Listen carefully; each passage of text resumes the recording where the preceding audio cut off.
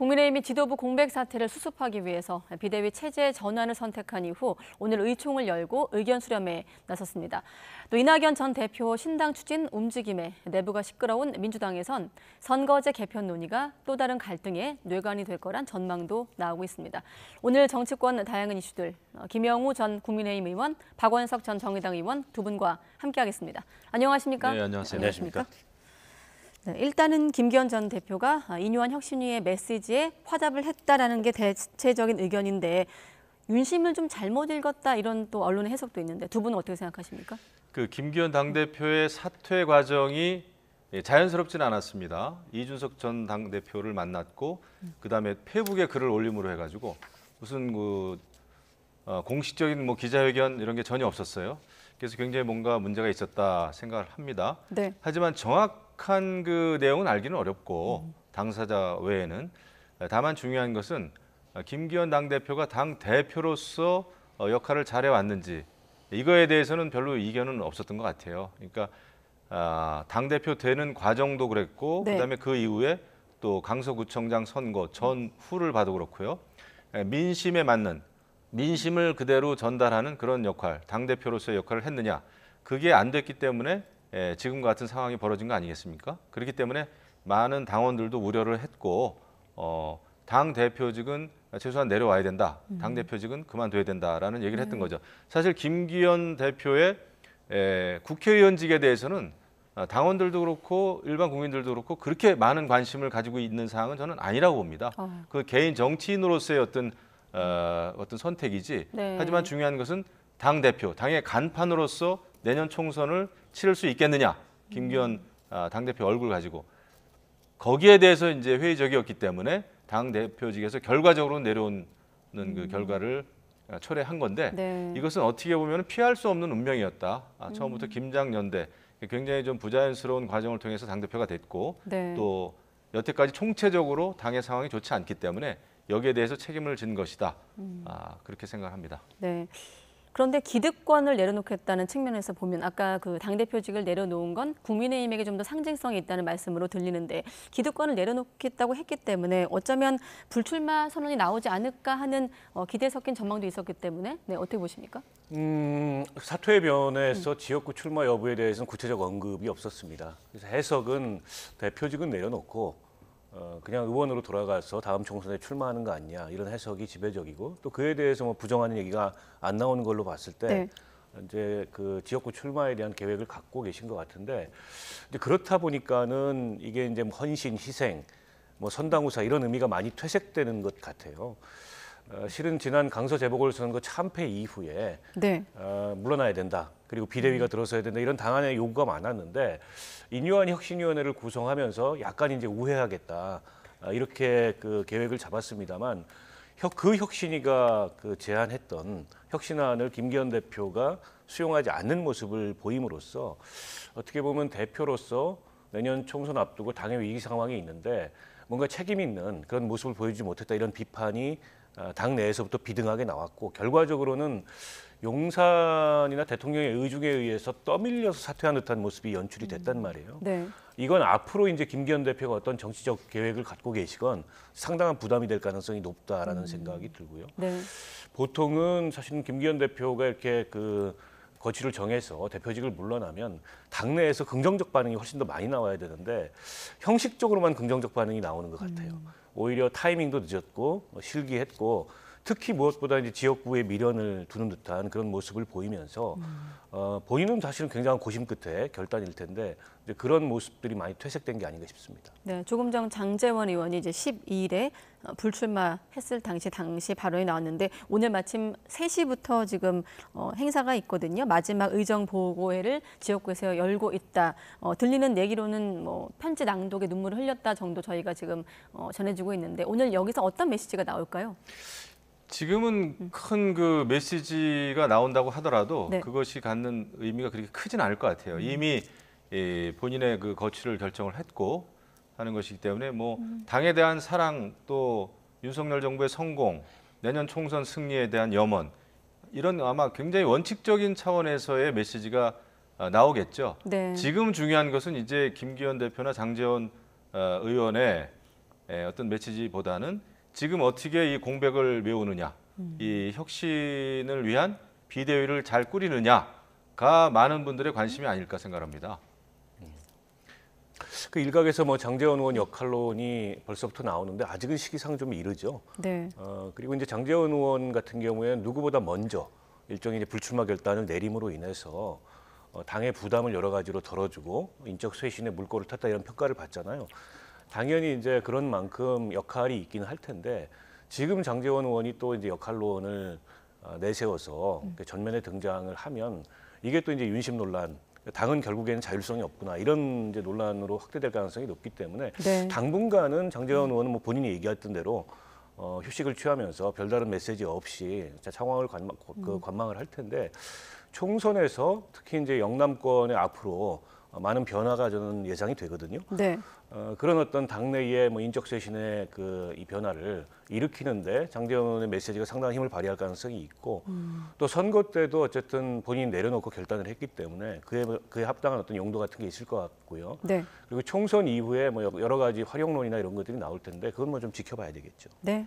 아무튼 혁신이 조기 종료 이후 이렇게 김장 연대 이를테면 희생 이후 이제는 비대위원회, 비대위원 구성 국면으로 넘어갔습니다. 김기현 대표 사퇴 이후 여러 인물이 지금 비대위원장의 이름을 올리고 있는데 의총에서 나온 발언들을 한번 모아봤습니다. 한동훈 찬반이 맞네. 참신하고 뭐 지지도 높으니까 하자. 아직 검증이 안 됐다. 뭐 이런 거지. 어느 쪽으로 좀 쏠려 있는 것 같아요. 비슷비슷한데 찬반이.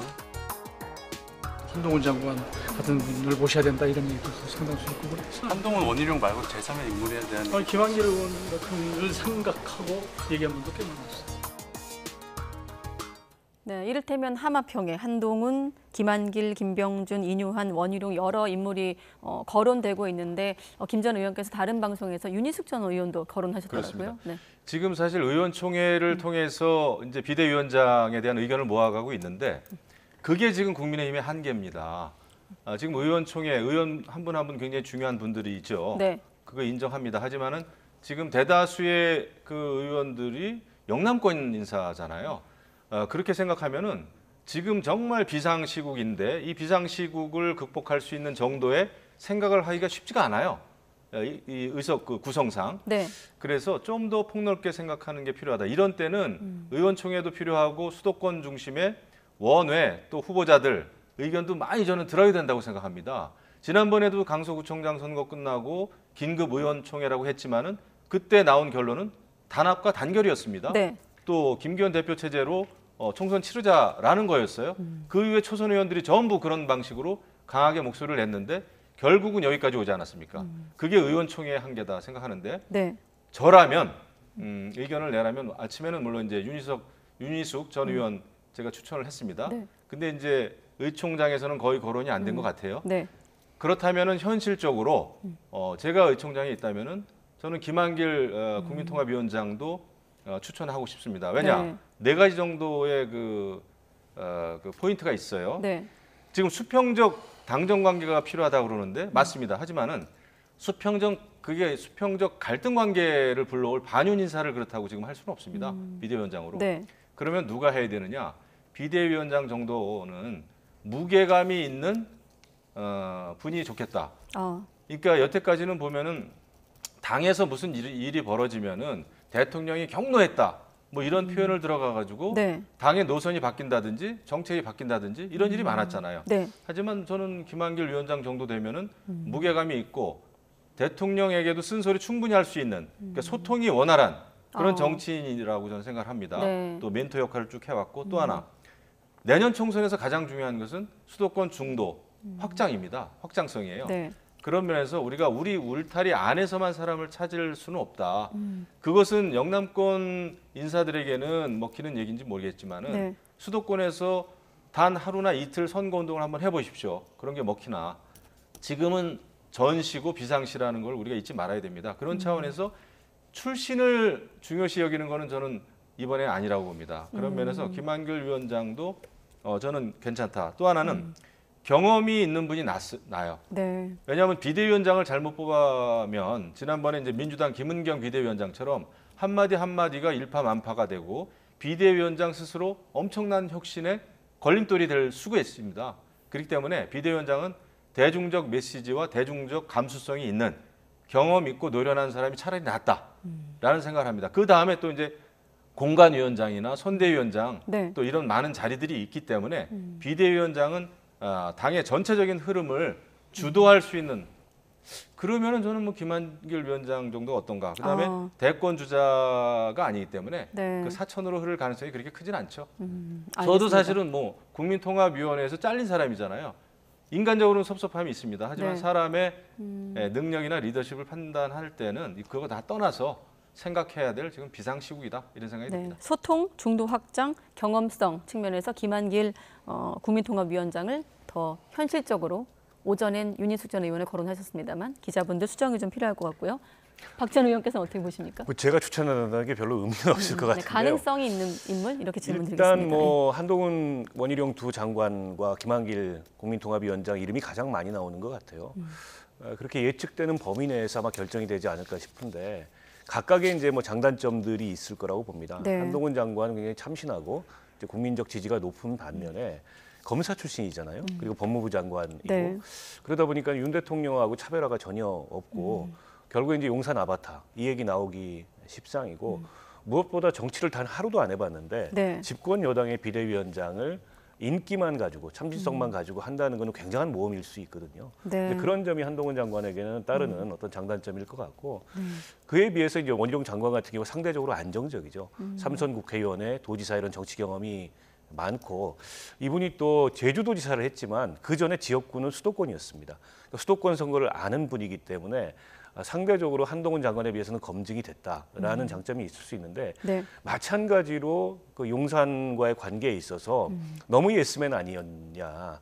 그렇다 보니까는 지금 상황에서 이게 수직적 당정 관계를 조금 넘어서는 이런 모습을 보여야 되는데 과연 그 원희룡 장관이 용산을 향해서 직언을 하거나 당장 이제 연말 되면 특검 시험대에 오를 텐데 네. 그때 어떤 소신 있는 목소리를 낼 수 있을까 그런 점이 한편에서는 당내에서도 조금 이제 꺼려하는 그런 이유가 될 것 같고요. 이제 김한길 위원장은 정치 경험이 굉장히 많으시고. 또 이분이 들어간다는 운동장을 넓게 쓴다는 얘기 아닙니까? 네. 일종의 이제 중도 확장성 이런 거를 고려한 포석이라고 봤을 때 상당한 장점이 있는데 문제는 당내의 비토가 굉장히 셀 겁니다. 그러니까 결국 민주당 출신인데 그러면 이게 국민의힘 정체성은 없어지고 또 민주당 사람을 데려다가 선거를 치르냐. 이제 이런 불만들이 특히 이제 현재의 현역 의원들, 영남권이 다수인 의원들 사이에서 많이 나올 가능성이 있어서 네. 각각의 장단점들이 있는데 아마 이런 것들을 비교해서 최종 결정을 내릴 텐데 저라면 상대적으로 안전한 선택을 할 것 같아요. 왜냐하면 한동훈 장관은 쓸 카드, 앞으로 활용 카드가 많아요. 뭐 선대위원장도 있고 또 수도권 선거에 그런 선거 지원을 하는 여러 네. 역할이 있는데 굳이 리스크가 있는 비대위원장으로 지금 임명하는 거는 제가 보기에는 상당한 모험이기 때문에 김한길 위원장이 됐든 아니면 원희룡 장관이 됐든 상대적으로 좀 안정감 있는 선택을 하지 않을까. 저는 그렇게 그런데 추천합니다. 홍준표 대구시장은 왜 정신 차리라고 했을까요? 갈팡질팡한다라면서 흥묘백묘론, 덩샤오평이 한 이론인데 그렇죠. 어떻게 그러니까 나온 홍준표 말일까요? 시장은 경험이 많지 않습니까? 그다음에 내년 총선은 이겨야 된다라는 생각을 하실 거예요. 이런 면에서 그런 면에서 지금 주류 출신이 아니라고 비토하지 말라 이런 거 아닙니까? 네.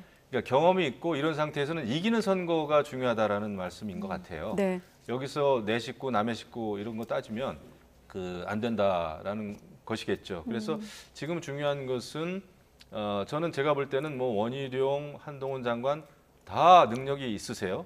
비대위원장 충분히 할 수 있습니다. 하지만은 효율적으로 해야 되고 본인들이 가지고 있는 장점을 가장 잘 살리는 게 지금은 좋은 거거든요. 네. 그래서 그런 분들은 전투에 나가서 그 깃발을 들고 전쟁을 정말 잘할 수 있는 분들입니다. 그런데 비대위원장을 맡게 되면은 이제 지금 그 여야 관계 그 대치 상황 똑같은 상황을 가지고 그냥 총선까지 가게 되는데 그거보다는 당은 중도 확장을 통하고 그런 분들은 또 전투를 잘 해줘 가지고 어떤 지역에서 승리를 이뤄낸다면 굉장히 시너지 효과가 있지 않겠나라는 생각이고요. 네. 아마 홍준표 시장은 그런 면에서 이 사람 저 사람 가리고 내 사람 뭐 이런 거 따지지 말고 잘해봐라 이런 입장인 것 같아요. 네, 알겠습니다. 민주당에서도 비대위로 전환하자 통합 비대위 목소리가 나오기 시작을 했습니다. 비주류 4인방인 원칙과 상식이 대표 사퇴 또 통합 비대위를 요구한 건데 일단 지금 최근에 보면 이재명 대표가 침묵을 좀 유지하고 있거든요. 지도부도 선을 긋고 있고. 네. 뭐 저는 지도부나 이재명 대표가 반응을 안 할 거라고 봅니다. 앞으로도 당내에서 계속 어쨌든 비명 행보를 걸어왔던 분들의 목소리를 치부하면서 그 어떤 현상 변화에 대해서 입장을 네. 보이지 않을 것 같고요. 이재명 대표가 객관적으로 사법 리스크가 여전히 있지요. 지난번에 이제 영장실질심사에서 영장은 기각됐지만 지금 일주일에 한 3번 정도 재판을 받아야 되는 상황인데 이제 총선 국면이 되면 그 장면만 집중 부각이 될 거고 과연 총선을 안정적으로 지휘할 수 있겠는가. 그리고 이재명 대표가 주도하는 공천은 공정한가. 이런 당내 반발들이 계속 나올 수밖에 없을 텐데 그럼에도 불구하고 이재명 대표는 당대표직을 내려놓는 순간에 오히려 더 위험하다. 이런 판단을 하고 있는 것 같습니다. 그런 점에 비추어 봤을 때 저런 이른바 이제 이 당내 비명계의 요구에 응답할 가능성은 없어 보이고 설사 비대위로 간다 하더라도 그거는 어떤 통합형 비대위라기보다도 이재명 대표의 뜻을 충실히 이행할 수 있는 그런 어떤 성격의 비대위로 갈 가능성이 높은데 그조차도 지금으로서는 제가 보기에는 불투명하다고 보고요. 결국 내년 총선에서 어떤 레코드를 확실하게 남기겠다. 그래야 앞으로 당내에 그 이재명 대표의 리더십이 더 공고해지고 그리고 향후에 이제 대권까지 가는 그 경쟁에 있어서 위치를 선점할 수 있기 때문에 다음 총선에 총선을 승리로 이끄는 당대표 이게 이제 이재명 대표의 목적이거든요. 그런 네. 점에 비추어 봤을 때 일부 당내에서 반대 여론이 나오겠지만은 뭐 그에 따라서 이재명 대표가 거취의 변화가 있거나 그럴 가능성은 없다고 봅니다. 네, 홍익표 원내대표도 오늘 방송을 통해서 이재명 대표 중심으로 총선 치르자는 목소리가 다수다 이렇게 인터뷰를 했더라고요. 네. 그렇죠. 지금은 그 민주당은 우리가 이제 이렇게 밖에서 볼 때는 누가 뭐래도 이재명 당대표의 장악력이 굉장히 공고해졌습니다. 지난 강서구청장 그 대승 이후에 네. 비명계 목소리도 굉장히 줄었고요. 다만 이제 이낙연 전 대표의 신당 창당 이게 새로운 이제 변수로 떠오르긴 했는데 네. 그럼에도 불구하고 지금 많은 그 당 내외 전 현직 의원들이 이낙연 그 신당에 대해서 굉장히 비판적이에요. 그렇기 때문에 지금으로서 글쎄요 잘 모르겠습니다만은 이낙연 전 대표도 약간 그 움찔할 수도 있겠다라는 네. 생각이 듭니다. 지금 굉장히 신당 창당에 대해서 과거의 업법보다는 분명하게 내년 새해에 새 희망을 드리겠다. 제 일당이 되고 싶다라는 그런 얘기까지 했지만 그러니까 본인은 굉장히 속도를 냈는데 그 역풍이 만만치가 않습니다. 그래서 어떻게 될지 모르겠지만 네. 누가 뭐래도 지금은 이재명 당대표가 흔들리지 않다. 오히려 더 아마 공고해질 가능성이 있고요. 이재명 대표 스스로는 어떤 그 본인의 리더십이나 지도력 이거에 어떠한 변화도 가져올 생각이 없을 겁니다. 네, 방금 이낙연 전 대표에 대한 신당 창당 움직임에 대해서 비판의 목소리가 있다고 하셨는데 참담하다라는 표현도 나왔거든요. 관련 발언 들어보겠습니다. 민주당의 큰 어른의 느닷없는 신당 창당 선언은 말씀하신 희망도 아니고 새로운 정치도 아닙니다. 그저 민주당과 지지 세력의 분열만을 가져올 것입니다. 함께했던 민주당과 그 지지자들에 대한 최소한의 정치적 도리를 지켜주십시오. 신당 창당 선언을 철회해 주실 것을 촉구합니다. 이낙연 대표가 논의하시는 분들은 아마 이미 이제 민주당에 대한 기대치를 버리고 우리는 창당을 해야 된다라는 신념들이 강하신 분들하고 말씀을 나누고 계신 것 같아요. 오히려 좀 시간이 급하다 이렇게 생각하시는 것 같습니다. 창당까지 과정이 시간이 걸리기 때문에 서두르지 않으면 안 된다 이렇게 생각하시는 것 같아요. 네, 그러니까 요약해보면 이렇게 민주당 최대 의원 모임까지 창당을 반대하고 있고 비명계 4인방도 신당 합류에는 선을 긋고 있고 심지어 이낙연계로 분류되는 인물들도 아직은 조심스러워 보이거든요. 그러니까 이낙연 총리께서 그 신당 얘기를 우회적으로 꺼내시기 시작한 게 12월 초부터로 알고 있는데요. 네. 지금 뭐 한 보름도 안 되는 짧은 시간 사이에 거의 이제 창당을 공식화할 정도로 속도를 굉장히 내고 있는데 그만큼 이제 민주당 내부의 위기감도 동시에 큰 거죠. 왜냐하면 워낙 정치적 상징성이 크고 총리의 전직 당대표까지 지내신 분이기 때문에 개인이 이탈한다기보다는 그 일종의 분당과 같은 정치적 효과가 있어서 당내에 여러 가지 우려의 목소리들이 나오는 것 같고요. 근데 좀 한편으로는 의아해하는 목소리도 나오는 것 같습니다. 현실적으로 손에 잡히는 게 없는데 좀 아까 네. 말씀하셨듯이 과거에 이제 이낙연계로 이렇게 분류됐던 의원들도 그에 대해서 다 이제 당 잔류를 공언을 하고 있고 그리고 실제 지금 현역 의원 중에서 이낙연 총리와 함께 탈당해서 이제 신당을 창당할 분이 몇 분이나 될까? 그런데 왜 저렇게까지 속도를 낼까? 이런 점에 대해서 굉장히 의아해하는 목소리도 있는 것 같은데 제가 보기엔 그런 어떤 세세한 계산이나 어떤 공학적 판단 이전에 네. 이대로 지금 민주당이 가서는 민주당도 내년 총선의 승리는 물론이거니와 정말 망가진 정당이 될 수밖에 없고 그러면 이제 국가적으로도 불행이다. 이런 개인적 절박함이 큰 것 같고요. 네. 그렇다 하더라도 이게 현실이기 때문에 창당을 한다는 거는 어떤 세력과 누구와 어떤 모습의 정당을 만들어낼지 이건 이제 이낙연 대표가 보여줘야 되는 과제라고 보고요. 근데 민주당에서 총리도 지내셨고 전직 당대표도 지내셨기 때문에 오늘날 민주당의 모습에 책임이 없다고 할 수 없습니다. 이게 다 이재명 대표 때문이라고만 얘기할 수가 없어요. 네. 그에 대해서 어떤 성찰과 어떤 다른 비전을 보여주느냐. 그리고 적어도 이낙연 대표께서 정치적 경력을 쭉 쌓아왔던 호남에서 전폭적인 지지까지는 아니어도 일정한 긍정 여론을 얻어내야 될 필요가 있다는 생각이 들고 그리고 당내에 이른바 이제 비명계의 여러 그 분류되는 비명계 목소리들이 있는데 그 비명계의 여러 목소리들을 어떻게 이낙연 대표가 통합하는 그런 정치력을 보여줄까 이런 것들이 이제 앞으로 남아 있는 과제가 아닐까 싶습니다. 네. 근데 이게 이제 만약에 이낙연 전 대표의 신당이 성공할 가능성은 한 가지 변수에 의해서 가능할 수도 있습니다. 예를 네. 들면은 이재명 당대표의 그 재판 리스크가 여러 가지 뭐 위증 교사라든지 이런 게 속도가 붙어가지고 1차 판결이 만약에 유죄로 났다 하면은 네. 그때는 정말 이낙연 전 대표가 선견지명이 있네. 그때 공백을 당의 리더십 공백을 메울 사람은 그때는 아마 이낙연 전 대표밖에 없을 겁니다. 네. 그래서 그런 것도 생각을 하지 않을까. 그다음에 또 하나는 이제 김경수 전 지사가 만약에 사면 복권되고 이런 경우에 완전히 또 다른 그 리더십이 생길 수가 있거든요. 네. 그렇기 때문에 이낙연 전 대표도 그런 면에서 좀 속도를 내는 게 아닐까라는 추측을 해봅니다. 자, 그럼 짧게 질문드리면 현재 스코어 이낙연 전 대표를 중심으로 한 신당 창당 움직임, 야권에선 또 하나가 또 금태섭 전 의원의 신당 창당 움직임, 이준석 전 대표 아니겠습니까? 누가 더 지속성이 있을까요? 총선 레이스 국면에서 지금 시점에서. 뭐 금태섭 의원은 이미 선관위에 등록한 사실상의 창당을 했는데 네. 뭐 파괴력은 떨어지죠.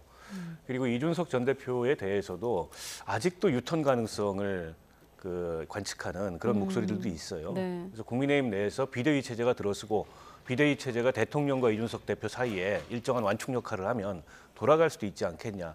제가 보기엔 돌아가기에는 일단 너무 멀리 온 것 같아서 27일이라고 본인이 시간까지 네. 예고했기 때문에 돌이키긴 좀 어려워 보이는데 결국 저는 내년 총선 앞두고 양당의 이 구심력을 깨려면 이게 각각 해가지고는 각각 신당을 해서는 승부가 안 난다. 결국 기존의 진영을 넘어서서 대한민국 정치가 지금 공이 보여주는 양당이 보여주는 한계를 지적하고 뭔가 새로운 정치의 비전을 만들겠다라는 어떤 생각하에 통합을 할 수 있다면 그렇다면 저는 뭐 총선에서 변수가 될 수 있을 텐데 만약 진보 보수에서 각각 떨어져 나온 신당들이 각계약진을 하는 형국이면 그건 양당 구심력이 흡수되지 않을까 그렇게 예측합니다. 제가 보더라도 지금 그 신당을 만들겠다고 하는 그 정치인들이 성공하기가 쉬워 보이지는 않습니다. 대부분은 이제 자기 당, 그러니까 이낙연 전 대표는 민주당의 문제, 이재명 당대표의 문제 제기를 하는 거고요. 그다음에 이준석 전 대표도 뭐 당정 관계라든지 국민의힘의 잘못된 거, 용산의 잘못된 거 이런 걸 비판하고 있지만 네. 그 정치인들이 나가서 활동 영역이 그만큼 공고할까? 오히려 활동 영역이 지금 축소되는 양상이잖아요. 네. 그러니까 역시 총선을 앞두고 그 거대 양당으로 오히려 힘이 오히려 구심력이 더 세지는 입장입니다. 이런 상황에서 제3, 제4 정당의 그 설 자리가 별로 없다 생각보다 네. 그런 생각이 듭니다. 네. 2분만 더 쓸 수 있을지 모르겠습니다. 자, 이탄희 의원이 멋없게 지면 최악이다 이런 또 발언을 했거든요. 불출마 선언과 함께 지금 선거제 관련해선 민주당이 지금 결국 결론을 못 내렸거든요. 네. 네, 뭐 의총에서 결론을 못 내렸는데 당 지도부는 들리는 얘기로는 사실상 병립형 회기로 결론을 내놨다 이런 얘기들이 들려요. 네. 그에 대해서 많은 민주당 의원들이 이건 국민과의 약속을 다시 한번 저버리는 거고 정치 개혁에 역행하는 거다 이런 지적을 하고 있는데 결국 이재명 대표가 그런 부담을 안고서도 병립형으로 돌리려고 하는 건 현실적으로 이제 의석수를 늘려야 되겠다. 일당을 위해서 더하기 본인의 공천권이 아닐까 싶습니다. 그러니까 이게 병립형 제도로 돌아갔을 때 뭐 적게는 15석, 많게는 20명 정도의 이제 공천권을 비례대표 의원 공천권을 이재명 대표가 행사할 수 있는데 이재명 대표로서는 사실은 뭐 외면하기 어려운 유혹이라고 보고요. 더군다나 이제 당내 입지가 지금은 공고한 듯 보이지만 사법 리스크가 조금만 진전되면 또 흔들릴 수 있거든요. 네. 그런 어떤 당내 리더십 불안으로부터 이제 본인을 지켜줄 수 있는 그런 어쨌든 이 의석 기반을 만들려고 하면 결국 병립형으로 가야 된다 이런 판단을 하고 있는 게 아닌가 네. 싶습니다. 외면하기 어려운 의혹이라고 하셨고요. 그렇죠. 뭐 이탄희 의원은 이제 선거제 이거 고치면 안 된다 이런 식인데 굉장히 이제 정의롭고 그 외로운 목소리인지 모르겠지만 굉장히 현실적인 그 이재명 당대표의 의중을 꺾지는 못할 겁니다. 제가 보더라도 이재명 당대표는 공천과 그다음에 내년 총선 승리인데 총선 승리도 그냥 승리가 아니라 본인의 의중이 실린 의석수를 많이 확보하는 그런 승리이기 때문에 네. 아마 병립형 회기를 이재명 대표가 마음 먹었다면은 민주당은 그쪽으로 갈 수밖에 없다 생각합니다. 네, 의총에선 결론이 안 났는데 두 분이 결론을 어느 정도 내려주시네요. 네, 김영우 전 의원, 박원석 전 의원 두 분과 함께했습니다. 고맙습니다. 네. 감사합니다.